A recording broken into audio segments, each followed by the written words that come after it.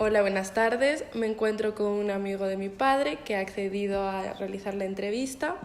Buenas tardes, un gusto por su atención, porque esté aquí, por su tiempo. Buenas tardes, mi nombre es Félix y encantado de participar en esta entrevista.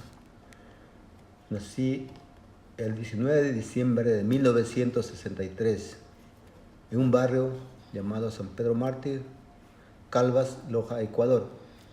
Mi familia es una familia humilde, con grandes principios, una familia numerosa, bien unida y trabajadora. Y Bueno, bueno, sí, muy bien. Ahora profundizaremos sobre eso. ¿Cómo era su vida en la escuela? Bueno, la vida en mi escuela, en mi niñez, era muy bonita, por una parte, porque me enseñaba a aprender y tener conocimientos de diferentes asignaturas y también a conocer ciertos valores que nos enseñaba nuestro profesor, y también eso lo transmitíamos a la familia. Esos valores y esos principios que aprendí en la escuela hasta hoy los mantengo, porque son cosas que se han quedado grabadas y las puedo practicar en cualquier parte del mundo que voy. Y agradezco a esa escuela y a ese profesor que tuve en aquel entonces, por el año de 1970 que inicié. Muy bien. ¿Todos los niños de su entorno tenían la posibilidad de ir al colegio o tenían que ayudar en su casa, con sus padres, en alguna labor o algo? Bien, yo recuerdo que habían ciertos niveles de familias, como decir una alta, media y baja, pero aunque las familias eran de bajos recursos económicos, yo recuerdo que todos los niños en ese barrio iban a la escuela. Y algunos sí parece que se desertaban, no iban, porque en aquel entonces la educación era un poco muy estricta, que al alumno un poco se le castigaba de una manera física. Entonces algunos niños como que cogían terror, miedo y no iban. Pero la mayor parte, un 97%, los niños iban a la escuela, aunque sus padres se sacrificaban mucho, trabajaban, pero los niños yo veía que no se quedaban en casa. Se desertaban, pero nadie no iba porque sus padres no les ayudaban. ¿Y usted ayudaba en las labores de la casa, con su madre o su padre o con los familiares? Sí, desde pequeño ayudaba en las labores de casa, porque mis padres han sido de una actividad agrícola y ganadera. Entonces ayudaba a mi padre en tanto faenas agrícolas y en las actividades ganaderas. Entonces nosotros tenemos que ayudar. Incluso en aquel entonces no había agua en las casas instaladas. Recuerdo que en nuestro pueblo había una bomba en la plaza. Entonces esa bomba íbamos y sacábamos agua, y nosotros teníamos que llevar agua en cubos a la casa para la alimentación, incluso para lavar la ropa o para ducharnos. Entonces nosotros tenemos que ayudar a llevar el agua a casa, incluso a llevar leña porque no había gas como ahora o electricidad, y también a ver en las actividades agrícolas, en el campo, a sembrar, a cuidar, a cosechar.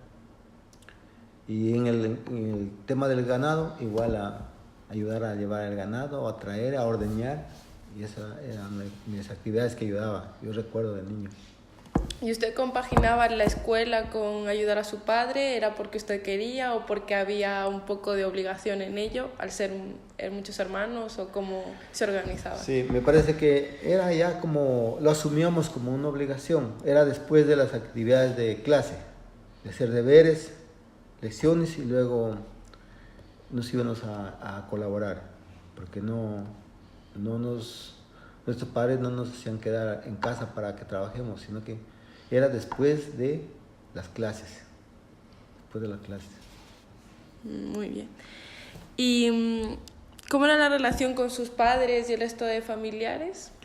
Bueno, la relación con nuestros padres era una relación de respeto, o sea, de un poquito, no muy, como digo, amigable, porque ellos era el trabajo, el respeto y el estudio, o sea, yo, como digo, no se tenía, o sea, había un pequeño distanciamiento, o sea, sería porque ellos también tuvieron educación que sus padres a sí mismos no les inculcaron hacia nosotros, porque nuestros padres, yo recuerdo mi padre estudió en la escuela La Salle y mi madre en la escuela salesiana María Auxiliadora en Cariamanga, y tuvieron unos buenos profesores y unos buenos establecimientos para educarse, pero nosotros lamentablemente nos quedamos en el pueblo.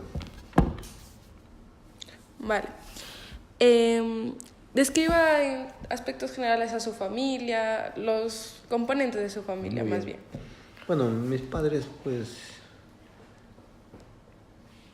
mi padre se llama Alberto Jumbo, que ya falleció, mi madre Rosa Elvira Cuenca, era mayor de edad, mi padre con 10 años, y procrearon 9 hermanos que estamos vivos todos, y gracias a Dios y al esfuerzo de ellos todos pasamos por la instrucción secundaria del bachillerato, algunos superamos otros estudios superiores, como tengo 2 hermanas que tienen másteres, y otros son profesores, y otros por motivo de la inmigración nos han venido acá, aunque hemos tenido una profesión, pero estamos aquí realizando otras actividades que no son las nuestras. Y referido a eso, explique un poco más de que no realiza su actividad que sería la suya, en plan estudios y demás. Claro, aquí pues uno viene con la expresión a veces de trabajar, de conseguir dinero para subsistir. Entonces yo he aprendido aquí oficios como la albañilería, la pintura, la electricidad un poco, lo que es la fontanería, que no es mi actividad que yo estudié. Mis estudios son en agropecuaria y técnico, lo que es en actividades agrícolas, como tecnólogo agrícola. Y ahora estoy relacionado aquí con un huerto que es mi actividad que estudié y voy bien. Pero en las otras actividades que estoy trabajando no se relacionan con mis estudios. Bueno. En cuanto cuando usted era pequeño, ¿a qué pariente, a qué familiar usted admiraba más y por qué? ¿Qué tipo de relación hacía que usted le admirara tanto? Bien, el familiar y el pariente que más admiraba es mi tía Sor María Jumbo, hermana de mi padre, que es una religiosa. Recuerdo que ella cada Navidades en otras fechas iba, pero siempre iba lleno su maleta de caramelo, de juguetes, y nosotros era la alegría cuando ella llegaba, porque nos llegaba un juguete o unos caramelos o una ropa. Entonces pasa que eso era la alegría y todavía lo recuerdo y sigo manteniéndolo presente, esos recuerdos. Bueno. ¿Cómo era la economía en su hogar? Porque al ser una familia tan numerosa, ¿cómo distribuían para poder dar estudio, alimentación, subsistencia a todos los hermanos? Bien, bueno, con respecto a la economía, veía que mi familia no sufría mucho porque como tenía sus actividades agrícolas y ganaderas, entonces eso se vendía y con eso se podía ayudar para los estudios de todos nosotros, para la comida, para los transportes, para la ropa, útiles. Entonces yo veía que en ese aspecto no se sufría. Aunque éramos 9 hermanos, todos ayudábamos y todos, como reitero, sacamos un bachillerato y otros estudios superiores. ¿Y de qué forma ayudaban a sus padres? ¿Qué tipo de trabajos desempeñaban para poder ayudar a su núcleo familiar? Bueno, actividades que digamos no eran muy de esfuerzo físico, como por ejemplo en el ganado, llevarle de un sector a otro, o dar de comer a las gallinas o a los conejos, son actividades pequeñas. Entonces, en ese aspecto, también cuando se cosechaba el café, ayudar a extender en la secadora el café, eso era un trabajo que no demandaba de mucho esfuerzo físico, que se lo podía hacer.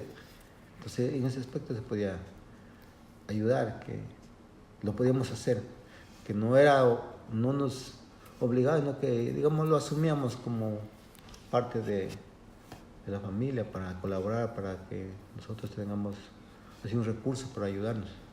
¿Y a partir de qué edad más o menos empezó a ayudar a su familia? ¿Usted lo recuerda así aproximadamente? Bueno, yo recuerdo que desde los 10 años por arriba, yo ya sabía ordeñar vacas, sabía traer la leña, el agua, y ir a sembrar, pero son cosas que las podía hacer, de ese hacia arriba. Muy bien. ¿Alguna anécdota que recuerde de su vida cuando era pequeño, con sus familiares o sus amigos, o en la escuela? Bien, una anécdota que tuve en el pueblo fue en las fiestas del patrono de nuestro barrio, que se celebraba con volatería y todas estas cosas de lo que es la pólvora, ¿no? Entonces ahí recuerdo que el encargado de elevar los globos se le desvió al techo de mi casa y yo subí arriba a querer yo también ayudar para que se elevara, y entonces yo caminé corriendo por encima del tejado hasta que lo logré empujar a que se elevara arriba, pero cayó otra vez al suelo. Pero la anécdota fue que al otro día quedó destrozado el techo y mi padre no le pareció un poco agradable. Relacionado con eso, ¿qué tradiciones familiares o festividades culturales recuerda haber celebrado en su niñez? Bueno, como esta familia era muy grande, muy extensa, y vivía cerca, tanto la familia de mi padre como de mi madre, y un pueblo, se realizaban reuniones familiares, como por ejemplo en la Semana Santa. Había la tradición de reunirnos todos, tanto parientes de mi padre y de mi madre, y toda la familia en conjunto. Hacíamos lo que se llamaba la olla santa, que se cocinaba, todo llevaba un producto, y se hacía una comida bien grande y comíamos todos y nos reuníamos la familia. Esa una. Y otra, me recuerdo que con mi abuelo, padre de mi padre, nos reuníamos donde él, a ayudarle a hacer las actividades agrícolas que él tenía, sembraba mucho, y nos reuníamos los nietos, sobrinos, primos, como un número de unos 30 más o menos, y le ayudábamos a él a sus actividades para que él no tenga que hacer mucho trabajo. Entonces era otra clase de reunión que teníamos familiar. Muy bien. Ahora, en cuanto a la familia, ¿usted cómo recuerda que eran las familias de su época o la suya misma en comparación? ¿Cómo era generalmente? Bueno, en aquel entonces yo lo veía que las familias se respetaban mucho, que eran muy fieles, aunque había también ciertos percances con otras familias que se desorganizaban, pero en la mayor parte de las familias eran unidas, o sea, respetables y fieles. Había mucho respeto entre familias, pero yo lo veía un poco eso, que influía mucho la parte religiosa, porque la gente era muy católica, muy conservadora, y siempre con esos principios parece que influía. Y también los ciertos valores de generaciones anteriores que les inculcaban al respeto y a la fidelidad entre los hogares. Hay así los valores más importantes de su familia que han perdurado y que usted a lo mejor también ha aplicado así generalmente. Bien, los valores que aprendí de mi familia son el respeto, la honradez, lo que es amor al trabajo, y también ser solidario con los demás, solidario. El espíritu ese ha sido, lo aprendió de mis padres, que ellos siempre ayudaban hacia otras personas, y también lo conservo. Me gusta cuando puedo ayudar. Eso, ya digo, la honradez también, que influye mucho, porque eso en cualquier parte del mundo la aplicamos y no tenemos problemas. Hasta hoy no tengo problemas en ese tema. Esos valores veo que nos han enseñado desde pequeños y los mantengo, y gracias a Dios y a nuestros padres los seguimos conservando. ¿Y su vida en la escuela, cómo se llevaba allí en Ecuador? ¿Cómo se vivía la educación y todo? Bueno, la educación, antiguamente habían como dos corrientes, la conservadora y la pública. O sea, había una educación que era regida por los padres, por los religiosos, y otra por la pública, que era del Estado. Entonces las familias, recuerdo que más acudían a la religiosa, que decían de los padres, porque ellos les enseñaban a rezar. Al entrar a la escuela rezábamos, y al salir también rezábamos, pero en las públicas no se hacía eso. Y había un mayor libertinaje, que no se practicaba esas oraciones, digamos. Entonces, lo que llamaban, había la educación laica y la educación conservadora, más o menos, que se puede decir. Porque habían dos corrientes, y así mismo habían como dos partidos en aquel entonces que se enfrentaban por eso. Pero más acudían en mi pueblo las familias donde los profesores eran, como se dice, particulares, conservadores de la iglesia. Y aunque habían escuelas públicas con dos profesores o más, iban menos, un 10% menos. Entonces se unificaban las escuelas para evitar que se vayan los profesores de la escuela fiscal o pública, porque no se iban a otro sitio. Y se hacía una unificación. Entonces, si eran 3 profesores, se dividían 2 para cada grado. Y si eran uno solo en cada escuela, uno tenía que trabajar con todos los grados en una escuela y otro con todos los grados en otra escuela. En las escuelas religiosas que usted ha acudido, pues, ¿cómo viven la religión y cómo se enfoca la educación, todo eso? Claro, es que como venía de una corriente religiosa y católica, de educación, antiguamente incluso había una asignatura que se llamaba Historia Sagrada. O sea, les enseñaban había una asignatura ahí. Y además los padres, ya digo, los padres y nuestros abuelos, incluidos nuestra familia, venían de esa corriente conservadora y seguían esa línea. Y les costaba desprenderse de la otra, o sea, para ir a la otra pulga, que no costaba, porque acá en la religiosa había que pagar. La gente pagaba, aunque no tenía, se endeudaba y pagaba. Y aunque la pública, que era del Estado, no costaba nada, no, los enviaban, pues que era por un sistema, como se dice, de tradición, o ya casi como de cultura. O sea, como decir, lo religioso vale y lo público no vale. Lo religioso vale o lo del Estado no vale. O sea, eso. Y la gente estaba con esa mentalidad, y yo veo que hubo un error, porque los profesores de la pública eran profesores ya graduados, especializados para ser docentes. En cambio acá, pues, eran de acuerdo a su experiencia. Algunos terminaron la primaria y ya eran profesores, pero como sabían rezar, acudían a ellos. Entonces eso influía a veces, muchas veces. Y era a veces error de nuestros padres, muchas veces, porque a lo mejor, yo digo, porque ignoraban, a lo mejor, un poco. Y antes usted ha recalcado lo del respeto. ¿Cómo se lleva el respeto en la escuela? Todo ese tipo de valores, ¿cómo se llevan a cabo en la escuela? Claro, el respeto depende del profesor, porque el profesor también nos inculcaba mucho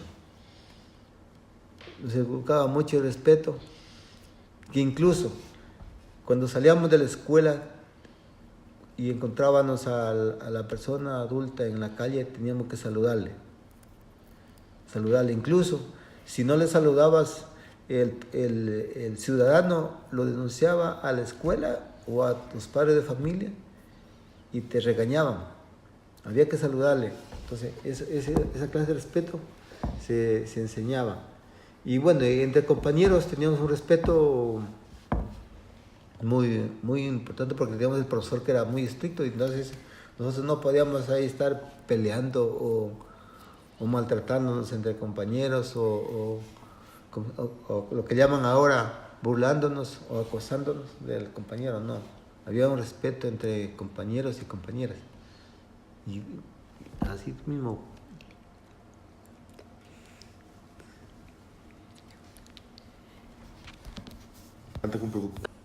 Bueno, y así la última pregunta.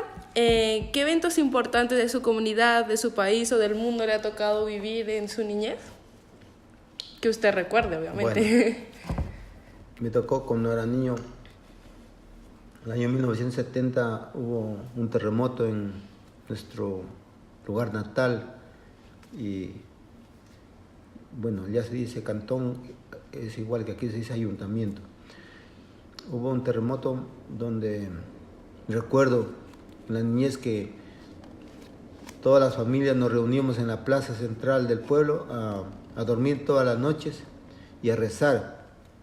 Las personas adultas nos hacían rezar a todos, porque había un poco como de temor y seguían habiendo movimientos de tierra. Y eso me tocó vivir, y como era niño yo recuerdo que teníamos un poco de terror, susto, miedo. Pero bueno, lo superamos, y después de aquel entonces no se han vivido otras catástrofes como eso, porque hubo unos 3 muertos en la ciudad y no hubieron más. Sí hubieron derrumbamiento de casas, pero más accidentes no hubieron. Y eso lo recuerdo siempre y no me dio olvidar, porque lo viví, aunque en nuestra familia no pasó nada, ni en nuestro barrio. Porque ahí hubo unidad en el pueblo, todos nos concentrábamos, todas las noches ahí dormíamos en carpas. Pero bueno, fue también una experiencia que he pasado en la niñez. Además de ciertos valores de la escuela que quiero un poco recalcar,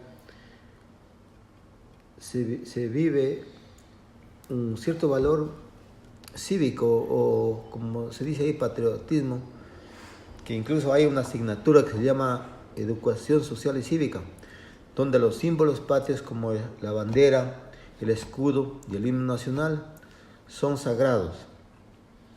El himno nacional, la bandera, la tenemos presente en todos los eventos políticos, sociales, culturales, etcétera, etcétera. Y la población de nuestro país, de nuestros pueblos, lo respetan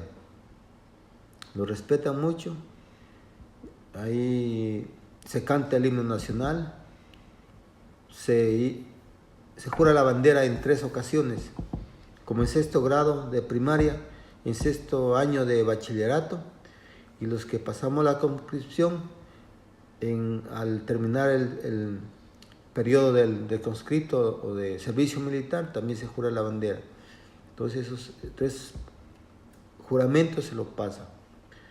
Y los que no se pasan el servicio militar son 2, el bachillerato y en la escuela, en la primaria.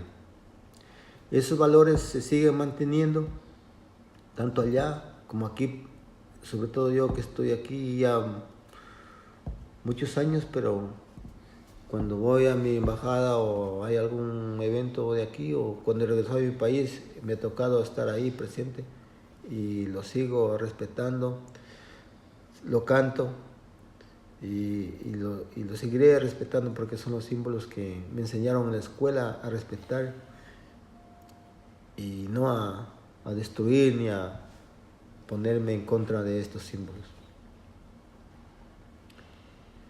Y además, pues, estoy aquí en este país, España, Madrid, por el lapso de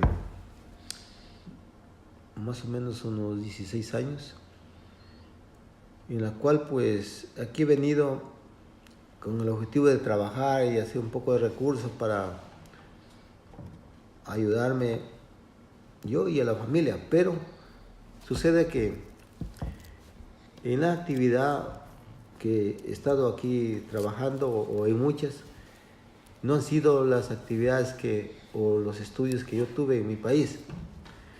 Entonces yo he venido aquí a aprender un oficio diferente para poder trabajar, en el cual no he podido integrarme en un trabajo relacionado a mi profesión, pero de todas maneras hemos tenido trabajo, hemos sabido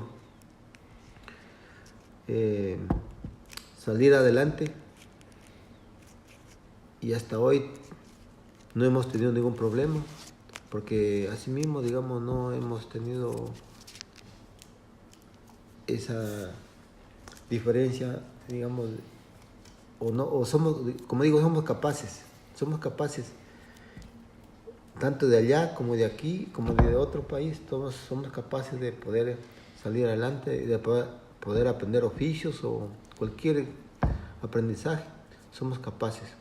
Así que animo a todos a seguir luchando y por el bienestar de nuestras familias y de nosotros.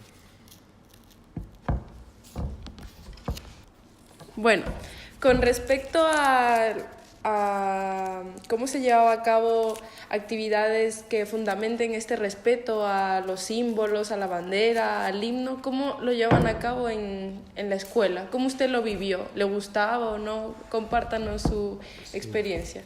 Bien, desde que entré a primer grado de la escuela, los días lunes, todos los días lunes de la semana, a la primera hora, antes de entrar al aula, nuestro profesor nos formaba en hileras, por grados, y se cantaba el himno nacional de nuestro país, y en la cual el escolta de la escuela cogía la bandera con su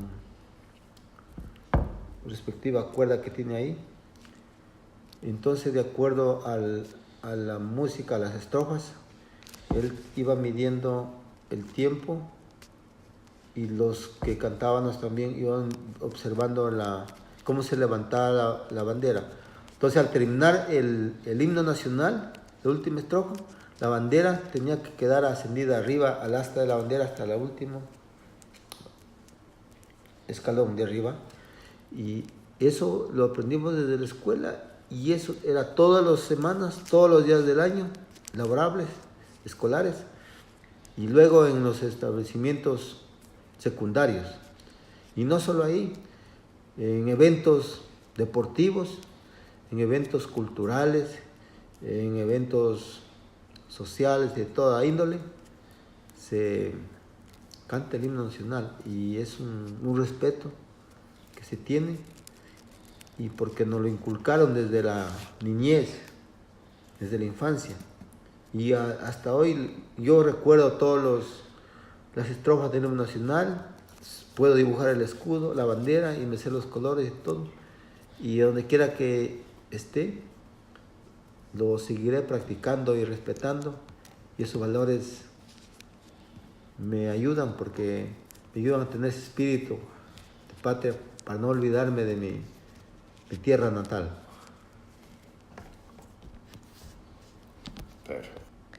Y la figura del profesor, ¿qué representaba o qué papel tenía en su vida, tanto en la escuela como personalmente? ¿Qué significaba el profesor?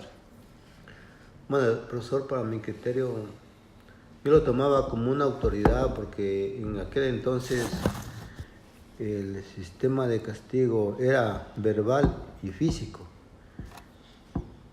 El físico era el más duro porque, de acuerdo a los motivos, el profesor tenía ¿cómo se dice? Llamado vulgarmente allá látigo. Era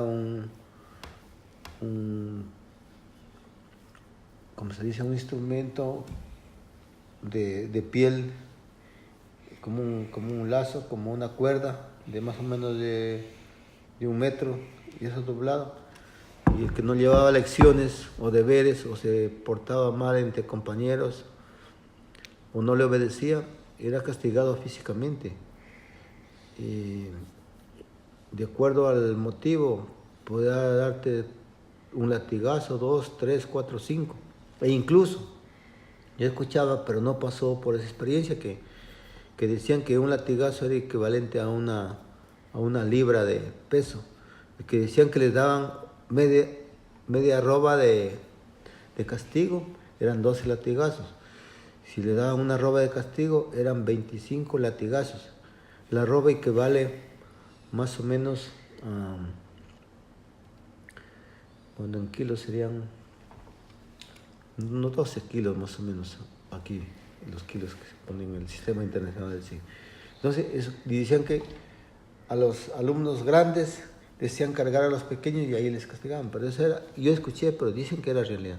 Entonces, esas cosas nosotros lo teníamos como miedo, lo teníamos como temor, y así algunos nos dedicábamos más al estudio, pero otros compañeros, aunque sus padres se sacrificaban para que ellos estudien, mejor ya no iban a clase, pero era por miedo, era por temor al castigo. Entonces esos alumnos se quedaron sin escuela, sin la instrucción primaria, porque ya no iban, se hicieron jóvenes y señoritas ya no fueron, pero fue una mínima cantidad. Entonces los niños estudiaban de una manera como obligatoria, como manera presionada, no sé, por el castigo que había. Y depende también del profesor, del carisma o del espíritu que tenía. Porque a lo mejor yo escuché que ellos fueron educados así mismo, aunque en escuelas de La Salle, Las Sallanas y otras, habían castigos similares. Entonces ellos como que heredaron de eso. Entonces esas experiencias fueron muy duras. Y con respecto a una cosa que me había olvidado de los compañeros de las escuelas, o sea, de la escuela donde estudié, había muchos niños y niñas que iban descalzos. Iban descalzos porque sería como, a veces era como costumbre, pero o porque no tenían el calzado. Iban descalzos, iban con la ropita, así se dice, remendada, con parches, pero ellos iban a clase. Y también había una costumbre que nos daban la comida en el establecimiento. Teníamos que llevar un madero de leña para que con eso cocinar la comida del mediodía. Y era como obligatorio. Y aparte de ello, practicaban ciertos juegos y deportes. Los juegos, aquí se dice la pionza, en otro país se llama el trompo. Aquí se dice las chapas, allá se llaman las tapillas de la Coca-Cola. Jugábamos con bolitas de cristal y también se jugaba con la pionza. Allá diferentes, eso los hombres. Las mujeres jugaban a las carreras, llamaban a las macatetas, llamaban el salto de la cuerda, y etcétera, etcétera. Pero esos juegos se hacían en la escuela. Y ciertas veces también lo hacían después saliendo de la escuela. pero a veces se quedaban en el camino los niños porque no vivían en el mismo pueblo, caminaban, unos a media hora de camino, otros a 1 hora, otros a 2 horas de camino y llegaban a la escuela, pero a pesar de todo, a esa distancia, llegaban, porque yo recuerdo que he conversado últimamente con algunos padres de sus niños que vivían muy lejos, y yo les decía, ¿a qué horas se despiertan para venir a las 8 de la mañana? Decían que ellos se despertaban a las 4 de la mañana para desayunar. Luego tenían que prepararse y a caminar 1 y 2 horas para llegar a la escuela. Entonces esas experiencias de esos niños fueron en aquel entonces porque no había transporte, no había unas escuelas más cercanas, habían escuelas muy distantes, a 2, 3, 4 kilómetros, 5 kilómetros. Por eso viajaban de 1 a 2 horas de camino, esos niños. Pero muchas de las veces yo he visto el sacrificio de estos niños que estudiaron y terminaron el tronco primario, están ahora en buenos trabajos públicos y privados. Algunos son empresarios, algunos son buenos abogados, buenos profesores, ingenieros, militares y desempeñando grandes funciones, pero empezaron desde abajo porque el sacrificio les sirvió. Y pues bueno. En cuanto a las labores del hogar, como usted ya ha dicho anteriormente, ayudaba a su padre con las funciones agrícolas, ganaderas, y a su madre también se involucraba de la misma manera, realizaban labores del hogar como ayudar con la comida, poner la mesa, el cuidado también de su habitación, y sus hermanas si se implicaban igual. ¿Cómo era la organización de las labores Bien. en su casa? Aparte de las labores que hacía con mi padre, con mi madre, pues nos mandaba a labores como traer agua a casa, porque no había en aquel entonces un agua clorificada ni entubada. Teníamos que traer leña para cocinar porque no teníamos gas ni electricidad. Eso teníamos que ir al bosque, cortar la leña y traerla en bultos y tener la leña para cocinar. Incluso para barrer no teníamos a veces una escoba.